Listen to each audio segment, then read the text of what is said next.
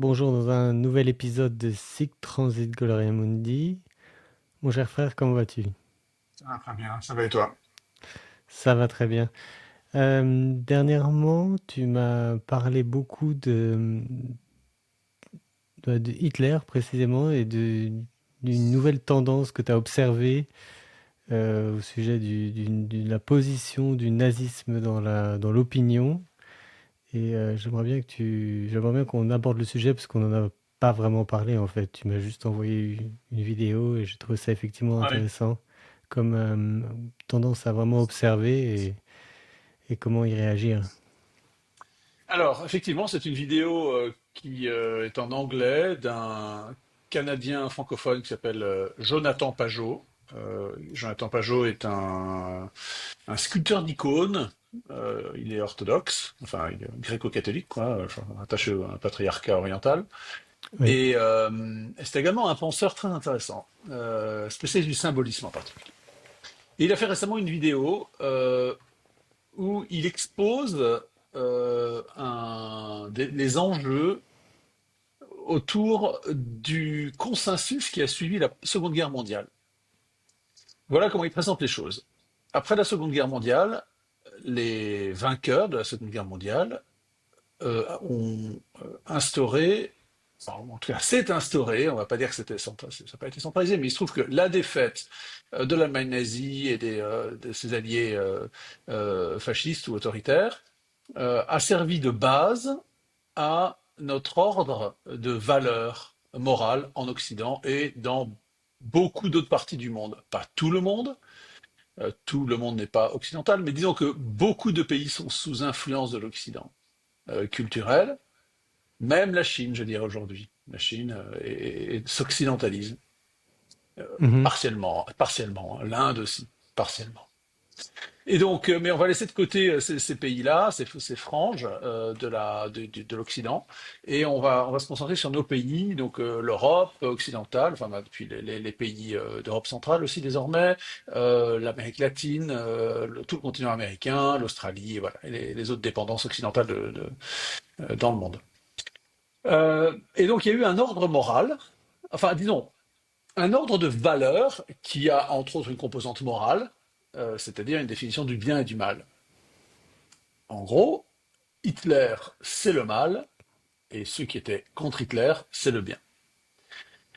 C'est un ordre qui est de nature religieuse, c'est-à-dire qu'il ne se justifie pas rationnellement, c'est pas issu d'un débat qui aurait eu lieu et qui aurait vu comme vainqueur les opposants militaires. Il se trouve que c'est la guerre, c'est une perte, c'est une défaite du courant de l'idéologie hitlérienne, du projet hitlérien et ses alliés italiens, par exemple, ou japonais, qui déterminent, et jusqu'à présent, enfin depuis 80 ans,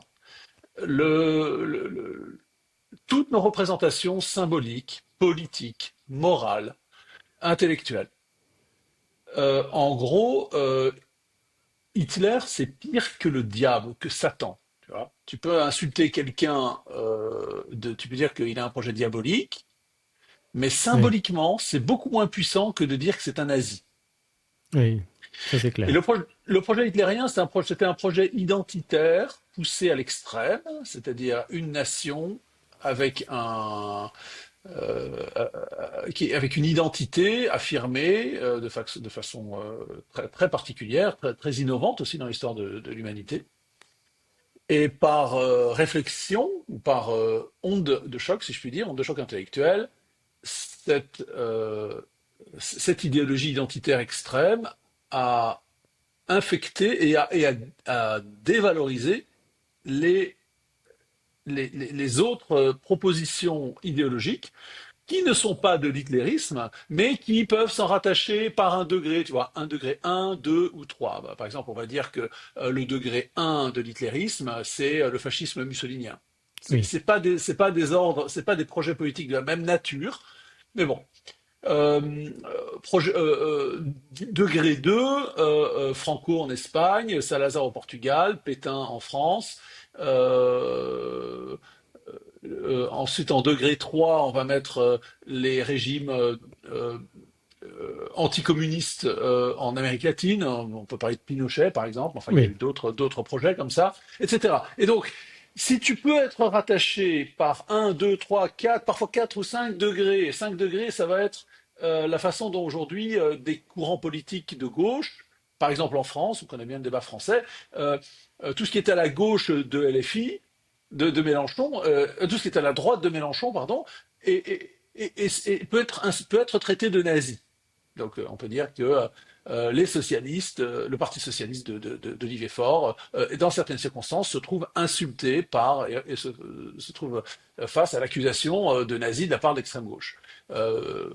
Macron peut être un nazi, mhm. Sarkozy pouvait être un nazi, tu vois, Trump est un nazi pour la gauche américaine et pour la gauche occidentale de façon générale, enfin l'extrême gauche. Évidemment, le terme nazi dans le cas d'Olivier Faure ou de Nicolas Sarkozy ou de Trump n'a aucun sens historique ou idéologique, mais il a lieu par association. Et donc tout l'ordre qui domine l'Occident, l'ordre intellectuel, moral, culturel et quasi religieux, c'est un ordre quasi religieux qui domine l'Occident depuis 80 ans est ordonné de cette manière-là. Et ça apporte une certaine stabilité aussi. Oui, comme tous les Oui. ordres, ce sont des repères. On sait ce qu'on peut dire, ce qu'on peut pas dire. Raciste, par exemple, c'est un terme, c'est devenu assimilable on confond le racisme et la xénophobie, par exemple. Mais tout ça, c'est mis dans le même sac. L'opposition à certaines religions comme l'islam, par exemple, c'est du racisme, alors que l'islam, il y a des musulmans noirs, des musulmans chinois, il y a des musulmans maghrébins, des musulmans africains, enfin, des musulmans de tous les pays. Donc le racisme, enfin, il n'y a pas de race derrière l'islam. C'est une religion universelle. Mhm. Bon, enfin bon, c'est assimilable par degré, tu vois, par degré de rattachement à l'ithérisme. Euh, et alors, évidemment, comme tous les ordres moraux, ils vieillissent. Donc maintenant, ça va faire 80 ans. Les dernières personnes qui étaient adultes pendant la Seconde Guerre en 45 sont en train de mourir, donc il y a quasiment plus de témoins. Et leurs enfants vivent toujours. Euh, et donc il y a un moment, comme c'est pas, il y a un moment où cet ordre, comme on l'a vu dans l'histoire de l'Europe par exemple, il y a des moments où un, comment on dit, c'est pas un paradigme, voilà, un paradigme, plusieurs types de paradigmes, un paradigme politico-culturel, commence à perdre de sa pertinence, est contesté, s'ankylose, et perd de sa pertinence pour les contemporains. Oui. Donc il y a un moment où on sait que le consensus de 1945 va disparaître. Et il faut observer aujourd'hui qu'on en voit les premiers signes. Euh, pour des raisons d'ancienneté, je répète, l'âge de ceux qui ont connu ça. Ouais, c'est mieux le son là, parce qu'il y avait un truc qui résonnait. Et puis, le... euh, ah oui, et aussi parce que un ordre enfin un paradigme de cet ordre n'est jamais pur. Il y a toujours un mensonge à la base. Il y a toujours un vice, il y a toujours un crime. Dans tous les ordres, il y a un crime à la base, une injustice. Et ce crime, cette injustice, ce mensonge, c'est de savoir, c'est lorsqu'on identifie les vainqueurs de la Seconde Guerre mondiale. Qui étaient les vainqueurs de la Seconde Guerre mondiale? La Grande-Bretagne, les États-Unis, la France s'est rattachée comme victime, et puis ensuite, parce qu'elle a fait les efforts, il y a eu des efforts pour, à partir avec la résistance, puis ensuite avec les troupes françaises qui ont combattu avec les Alliés pour libérer l'Europe. La France s'est retrouvée dans le camp des vainqueurs. Mais il y a un autre grand vainqueur très bizarre, c'est Staline, c'est l'Union soviétique. Et celui-là, il n'est pas, il appartient pas au camp de l'Occident libéral, de la démocratie libérale, pas du tout. C'est un criminel. C'est un système criminel depuis Staline, depuis Lénine, dès la fondation de l'Union soviétique. Ça s'est prolongé avec Staline, ça s'est prolongé avec ses successeurs à des degrés divers. Euh, et, et, euh, et ça n'a jamais été examiné de façon approfondie. Il y a plein d'intellectuels et d'historiens qui ont travaillé là-dessus, mais c'était de l'eau sur les plumes d'un canard. C'est-à-dire que le paradigme de 1945, Yalta ou Potsdam, est resté intact. Il n'y a jamais eu de procès de Nuremberg pour le communisme, pour les crimes du communisme. Il y a jamais, on va rajouter la Chine derrière, et donc probablement les 100 millions de morts de l'idéologie communiste restent, leurs os ont été coulés dans le béton de notre ordre, du temple, du paradigme, du consensus d'après 1945. Et, euh, et donc ça nous donne un peu une idée de la nature mensongère, fragile, disons, euh, teinté d'un teinté du sang d'un crime, qui était présent à la naissance. Il y a quelque chose de pourri, voilà, quelque chose de pourri dans le royaume de Danemark, hein, quelque chose de pourri dans cet ordre qui a l'air parfait. Il y a un crime. Et évidemment, ce crime fragilise par nature la solidité les fondations de cet ordre. En plus, évidemment, de son vieillissement, du fait qu'il s'ankylose, qu'il devienne Et qui s'oublie, rigide. parce que Et les survivants n'existent plus. voilà, également, c'est-à-dire que le sens originel disparaît. Et puis, les conditions dans lesquelles les gens vivent changent. Prenons l'exemple du droit des réfugiés. Le droit des réfugiés qui a été créé, peut-être, il devait en exister avant 45, hein, mais disons que la forme qu'il a pris avant 45, je suis pas un spécialiste, était adaptée aux réfugiés, à la nature des réfugiés des pays, de la situation issue de la Seconde Guerre mondiale. Aujourd'hui, ben, les circonstances ont changé et on continue d'appliquer un droit qui n'est plus adapté aux conditions dans lesquelles les gens vivent, et en particulier le phénomène d'immigration de masse, illégale, en dehors de tout droit, et qui s'appuie sur un droit qui n'a pas été fait pour traiter ces solutions-là. Et quand un droit n'est pas traité pour certaines solutions, il faut le changer, il faut l'adapter. Euh, et, euh, et ça, par exemple, c'est un exemple, hein, du consensus du paradigme post-1945, d'après 45, qui se révèle aujourd'hui inapte à traiter les problèmes auxquels nos sociétés font face. Euh, je- Jonathan Pajot fait une remarque intéressante historique, et il fait sur la personne d'Hitler. Et il Oui. pose la question, c'est pas le premier. Il y a des historiens qui disent, j'ai entendu ce débat d'historiens, des historiens qui ne sont pas d'extrême droite, hein. Je dois encore répéter, ici, il ne s'agit pas du tout de défendre les crimes de l'hitlérisme, hein, d'aucune manière, ou de réhabiliter. C'est pas ça du tout dont on parle. On fait une discussion deuxième degré ces affaires. Euh, comment est-ce que les historiens parleront d'Hitler dans 200 ans, 300 ans, 500 ans? Eh bien, regardons comment on parle d'Alexandre le Grand, de Jules César, de Gengis Khan, euh, de Napoléon, plus proche de nous. Euh, Alexandre le Grand, il a commis des crimes atroces. Euh, il est passé par le fil de l'épée une bonne partie des villes de Grèce, puis ensuite dans ses conquêtes. C'est un gars qui a, bon, il n'avait pas les moyens industriels qu'avait Hitler ou Staline, mais bon, à l'échelle historique, c'est quand même, à l'échelle de son temps, c'est un très grand criminel. Jules César, il a tué 10% enfin 1 million de Gaulois, hein, c'est-à-dire 10% de la population de la Gaule lors de la conquête des Gaules. Il y a eu un populicide. Euh, Napoléon, oui, aujourd'hui, ça, c'est un héros. C'est un personnage historique d'une stature considérable. Les historiens ont très bien documenté les crimes de Napoléon.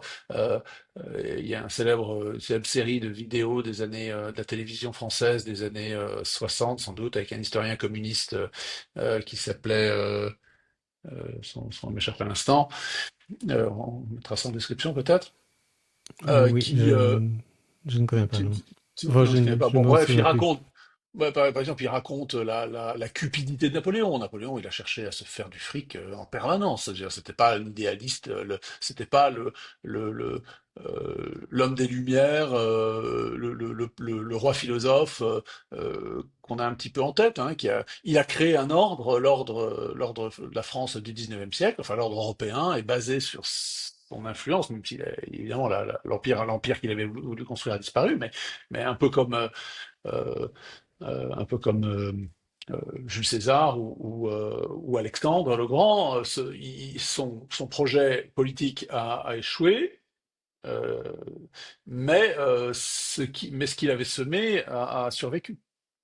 Et donc Hitler, Hitler, probablement, on en parlera comme on parlera de Mao aussi, hein, ce sont des personnages, ou Staline, c'est des personnages affreux, euh, mais non, Stalingrad ne s'appelle plus Stalingrad, hein, ça s'appelle Volgograd, je crois, aujourd'hui. Oui. Euh, mais bon, il y a Enfin, il y des. a quand même beaucoup de reste, hein. Oui, voilà, je pense qu'il y a encore beaucoup de reste. Il y a la station Stalingrad à Paris. La station de métro Stalingrad existe toujours à Paris. Alors évidemment, c'est compliqué parce que c'est le nom d'une bataille. Bon, bref, on peut pas. Mais euh, il y a un moment où Hitler va passer dans l'histoire. Il y a un petit livre, un petit essai assez bref et assez pince sans rire de Renaud Camus, l'écrivain, le penseur français, l'inventeur de l'expression du grand remplacement, enfin celui qui donne cette expression, on a donné baptisé notre époque. Euh, il a écrit un petit livre qui s'appelle La deuxième carrière d'Adolf Hitler. Et il décrit un peu ce que je suis en train de dire, c'est-à-dire, enfin, pas la disparition, enfin pas, il n'anticipe pas la disparition de, de la figure diabolique d'Hitler, mais il parle de la manière dont Hitler en fait est partout présent, il est partout dans notre monde, dans nos discours politiques. Il y a pas un jour sans quelqu'un traite quelqu'un d'Hitler ou dit que c'est un nazi ou que voilà. Donc Hitler est partout, il est très présent. Il y a un historien un anglais qui s'appelle Tom Holland que j'aime bien écouter, je crois que j'ai déjà mentionné ici. Il dit Holland dit la déchristianisation de l'Europe ou d'Occident est due à la présence d'Hitler, qui est un diable bien plus présent, bien plus réel que le diable dans la Bible, dans les récits, dans les symbolismes, les représentations chrétiennes. Et donc, il est beaucoup plus présent parce qu'on a des photos, il a existé, et on sait ce qu'il a fait. Le diable, ça reste une abstraction. Ça a toujours été compris. Enfin, c'est une abstraction. C'est un ange. Enfin, la foi catholique dit que c'est un ange tombé. Il existe, il est réel, mais bon, ça reste un peu compliqué, quoi. Alors Hitler, il existe bien. Donc Hitler, c'est le mal. Hein. C'est l'incarnation du mal. Je répète, c'est pire d'être appelé Hitler, d'être traité d'Hitler que d'être traité de Satan. Quand on dit que quelque chose est satanique, c'est moins fort que de dire que c'est nazi. En tout cas pour nos contemporains. Les théologiens, on n'en parle pas comme ça, certains chrétiens utilisent encore le vieux vocabulaire, mais la plupart des gens, voilà, le nazi, c'est Hitler, c'est le diable, nazi, c'est pire que satanique. Et donc, par opposition, le bien, c'est ce qui a battu Hitler. Donc, c'est pas l'Église, c'est pas le christianisme. Enfin, c'est un, l'Occident est fille du christianisme, hein, de différents types de christianisme. Euh, on est comme des poissons rouges dans un bocal. L'eau dans laquelle on baigne, c'est une eau chrétienne. C'est le christianisme, même dans sa formule libérale qui ne fait plus explicitement référence à Jésus ou à Dieu. Mais bon, toutes les valeurs sont quand même imprégnées. Et donc, mais ça a remplacé l'ordre religieux qui pouvait exister jusque-là. Et donc, on a une religion. Notre nouvelle religion, c'est l'anti-hitlérisme. L'hitlérisme, c'est le mal. L'anti-hitlérisme, l'antinazisme, enfin, tout ce qui est opposé au nazisme, c'est le bien. Et donc, c'est la vertu, c'est le salut. Et donc, on va passer, on se raccroche à des projets moraux ou politiques ou culturels comme qui sont anti-identitaires, qui visent puisque Hitler était attaché à la nation allemande, eh bien tout attachement à la nation et par rapprochement de 1, 2, 3 ou 4, 5 degrés d'Hitler, est rattaché à Hitler, est un rapprochement au nazisme, se rattache au nazisme. Et donc, il faut dissoudre les nations, il faut un projet européen où on se dissout les nations, on crée un nouvel empire, l'empire de l'Union européenne, qui se comporte comme un empire aujourd'hui. Enfin voilà, il y a des tas de conséquences pratiques dans de cet ordre religieux, de cet ordre.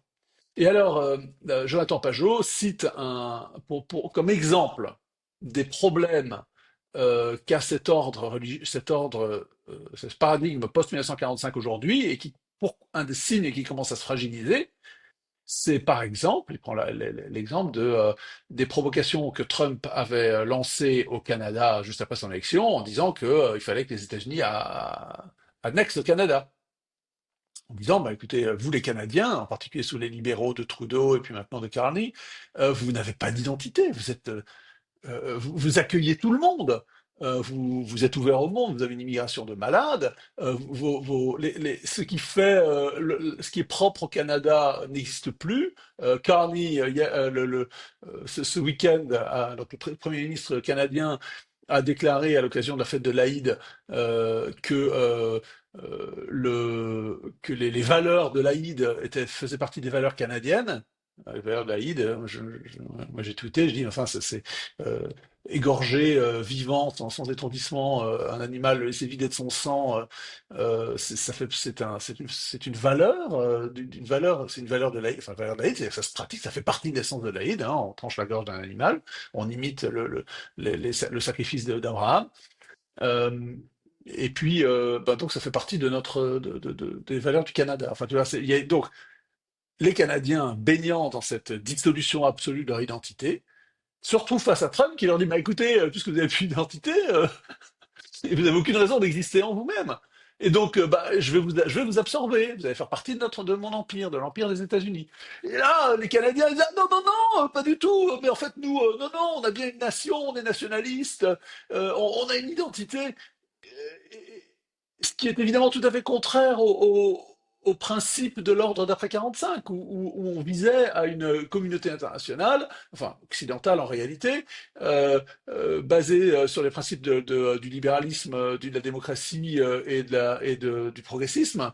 Et soudain, quand on est appuyé sur ces valeurs et qu'on les a poussées au bout aussi loin que le fait le Canada, eh bien, on est tout à fait désarmé face à l'affirmation d'une identité, d'un projet euh, euh, nationaliste, comme celui qu'a Trump, de puissance, comme les États-Unis ont toujours eu en réalité, mais qui maintenant enfin, il est explicite, il redevient explicite, il a toujours été explicite, mais parfois il était maquillé. Et là, Trump, c'est sans phare. Ce projet s'affirme sans phare. Et donc, les libéraux canadiens sont complètement perdus, ils ne savent pas quoi faire. Euh, euh, on pourrait parler de la même manière de l'Ukraine. On soutient le nationalisme ukrainien euh, en l'armant, en lui fournissant du soutien de renseignement, logistique, conseil militaire, probablement des soldats, enfin en tout cas peut-être pas sur la ligne de front, mais quelque part, des forces spéciales, des avions qui patrouillent à proximité. Bon, bref. Mais l'idéologie nationaliste des Ukrainiens, elle est par essence complètement étrangère au projet des Européens qui soutiennent fermement l'Ukraine. Et donc, ce sont ces conflagrations, ces genres de petits orages, des coups de tonnerre qui tapent sur la montagne à certains endroits, et il y a des petites pierres qui commencent à tomber. Et parfois, un gros coup de tonnerre, ça peut faire tomber un éboulement complet. Un pan de la montagne peut s'effondrer sous la pluie, sous les orages. Enfin, voilà. Et donc, la montagne du consensus de 1945 va s'effondrer. C'est déjà quand, j'en sais rien, mais c'est dans sa nature, c'est par nature, les ordres, historiquement, les consensus de cet ordre finissent par s'effondrer à un moment.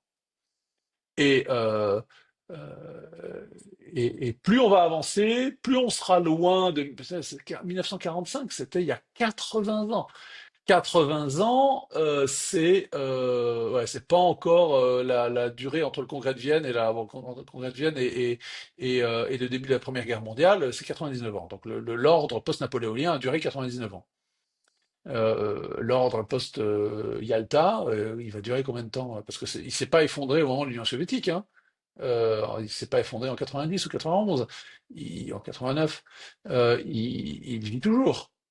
Mais à quel moment?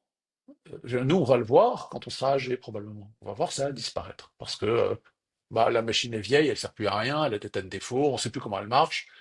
Euh, et, euh, et, Et on et- voit déjà des signes avec la jeunesse d'aujourd'hui.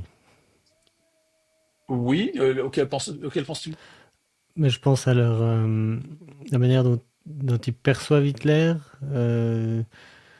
Ils sont parfois un peu dans une ironie, ils prennent plus les choses de façon aussi Grave. sérieuse, comme si ils arrêtaient un peu de croire en fait dans tout ce système et ils relativisent un peu en fait. Oui, ou ils ignorent carrément, hein, parce que à l'école, on leur a pas appris ce qu'était. Enfin, ils ont très mal appris ce que c'était que le nazisme. Et puis ça leur paraît. Bon, oui, c'est important. C'est très important historiquement, bien sûr, et c'est très important aujourd'hui encore pour que nos sociétés tiennent. Mais nos sociétés, elles vont pas tenir longtemps sur ce. D'ailleurs, elles sont rongées de l'intérieur par les conséquences de cet ordre, et en particulier son incapacité à traiter la question de l'identité des nations et à traiter les mouvements migratoires, les petites colonies qui s'installent petit à petit dans différents territoires de l'Europe. Des petites colonies, des endroits où en Angleterre on ne parle plus anglais, en France on ne parle plus français, où les populations existantes. Regarde ce qui se passe à Los Angeles en ce moment. Tu as une colonie mexicaine à Los Angeles. Je crois qu'il y a je voyais statistiques, à Los Angeles, il y a moins de 20% de citoyens, enfin d'habitants qui sont d'origine européenne. Il y a 40%, plus de 45% d'origine latino, donc surtout mexicaine. Et puis le reste, ça doit être des Asiatiques et des Africains. Et donc donc et donc les émeutiers en ce moment à Los Angeles qui protestent contre les politiques d'expulsion, d'arrestation et d'expulsion des clandestins agitent des drapeaux mexicains. Enfin, ils se révoltent contre l'ordre de l'État américain.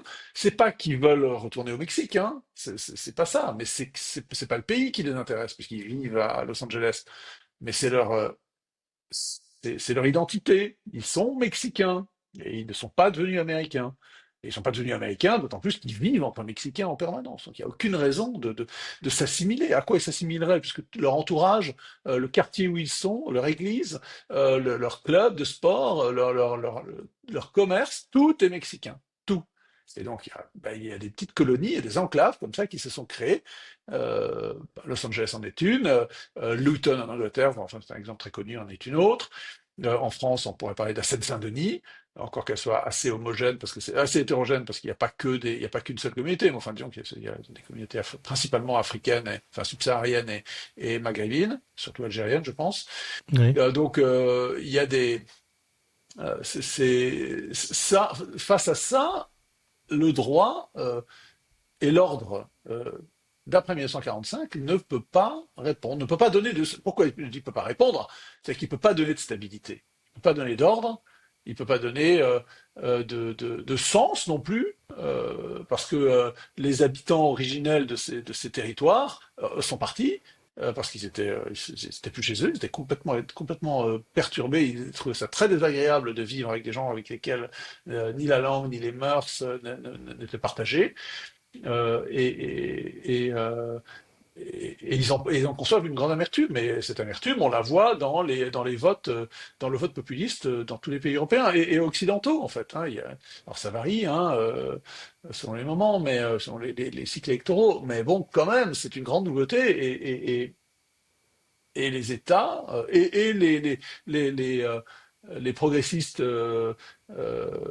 qui ont gouverné pendant 80 ans, leur héritier se retrouve en position très défensive et ils deviennent très, très agressifs d'ailleurs, ils deviennent très autoritaires. Ils répriment avec férocité des émeutes suite à des crimes, un crime atroce en Grande-Bretagne en mai dernier.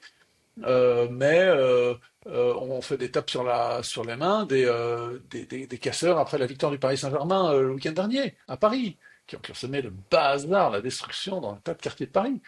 Euh, et puis bon, ils se retrouvent avec des toutes petites amendes, une tape sur les doigts, pas de prison ferme, enfin quasiment pas. Je crois qu'il n'y a pas eu il y a pas eu de prison ferme. Euh, et ça c'est l'État progressiste, l'État post 1945, l'ordre qui se raidit face à ces tensions qui naissent de l'absence de pertinence euh, des, euh, des symboles, du sens, des principes moraux, juridiques, culturels, qu'ils portaient jusqu'à présent et qui sont visiblement, mais on devait s'y attendre, je répète, hein, il n'y a aucun ordre ici-bas qui demeure aussi longtemps sans être fragilisé par, par son âge, par son inadéquation aux conditions historiques nouvelles, présentes. Voilà, c'est la. J'espère que ça, j'ai pas trahi. Enfin, peu importe si j'ai trahi. En tout cas, c'est ce que m'a inspiré cette vidéo de Jonathan Pajot, alors, qui est en anglais. Je vous encourage à la regarder. Oui. Peut-être mettez les sous-titres à la traduction. Mais c'est quand même une réflexion vachement intéressante, quoi, sur ce qui se passe en ce moment. Mm. Ça te Moi, semble pertinent, ça? moi, j'ai trouvé ça aussi très pertinent. Ça m'a, évidemment, ça fait un peu peur parce on sait jamais par quoi ça sera remplacé. Et puis surtout, on a un peu peur en fait qu'une nouvelle génération qui soit pas suffisamment informée de l'écueil en fait que représente l'idéologie nazie reproduise en fait l'erreur. Donc ça, c'est Ah, peut-être un peu alors, l'inquiétude. ouais, entendons-nous. Moi, je pense pas du tout à une résurgence de l'hitlérisme comme en 1933. C'est absolument pas ça. Les conditions sociales sont plus les mêmes. C'est pas ça du tout. C'est que Hitler va passer de la religion à la mort, à l'histoire. Ça sera derrière nous. Et il y aura peut-être autre chose de terrible, mais ça sera pas la même chose, quoi. Ça sera pas. Mhm. Euh, J'entendais hier un commentateur qui expliquait, qui racontait comment les concepteurs de systèmes d'intelligence artificielle sont en train de se rendre compte que les programmes qu'ils ont créés les trompent, leur mentent,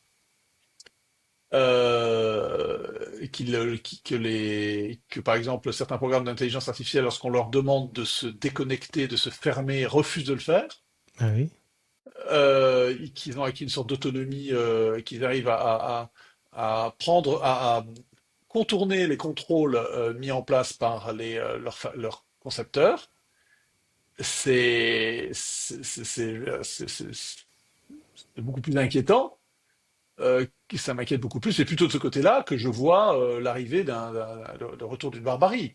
C'est pas dans l'arrivée enfin le défilé troupes, enfin tu vois, de SA ou de SS, euh, ou de chemises noires, je sais pas quoi, dans nos rues. C'est pas ça du tout.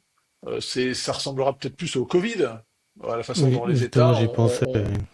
Ça, c'était vraiment on frappant. réduit en esclavage les populations, enfin les a enfermés avec notre accord, hein. Mais il faut pas oublier que le nazisme, c'était la peur, c'est pas, enfin, les régimes totalitaires se sont installés et ont duré longtemps parce qu'il y avait un consentement quelque part, il y avait un consentement Oui.